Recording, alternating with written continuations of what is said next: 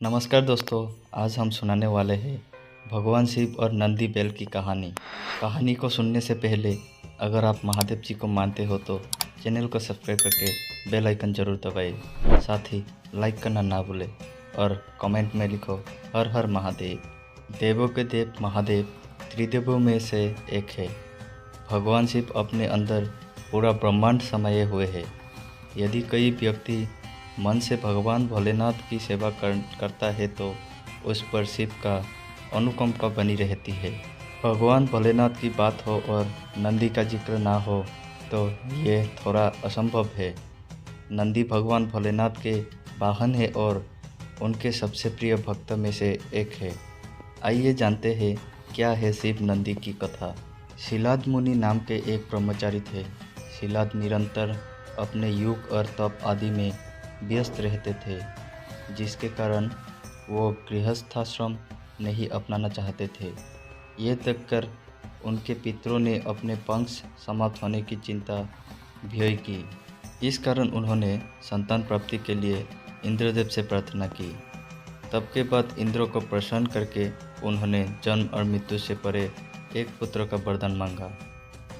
इंद्र ने इस वरदान पर असमर्थता जताई और उनसे भगवान शिव को प्रसन्न करने के लिए कहा, जिसके पश्चात शिलाद मुनि ने कठिन तप कर भगवान शिव को प्रसन्न किया और उनके ही जैसे एक मृत्युहीन और अलौकिक पुत्रों की कामना की। भगवान शिव ने मुनि को स्वयं पुत्र के रूप में जन्म लेने का वर दिया।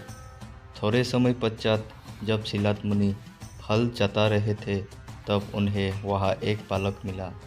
मुनि ने उस बालक का नाम नंदी रखा। जब वो बालक बड़ा हुआ तो उन्हें आश्रम में मित्र और वरुण नामक दो मुनि आए। नंदी ने इन दोनों मुनियों की खूब सेवा की। दोनों ऋषि जब आश्रम से जाने लगे तो उन्होंने शिलाद मुनि को तो दीर्घायु रहने का आशीर्वाद दिया, किंतु नंदी को ये आशीर्वाद नहीं दिया। जब शिलाद मुनि ने इन संदर्भ में मुनिवरों से पूछा तो उन्होंने कहा कि हम ये आशीर्वाद नहीं दे सकते क्योंकि तुम्हारा पुत्र अल्प आयु है। ऋषियों ने इन वचनों को सुनकर शिलाद मुनि चिंतित रहने लगे। उनके पुत्र नंदी से उनकी ये चिंता नहीं देखी गई।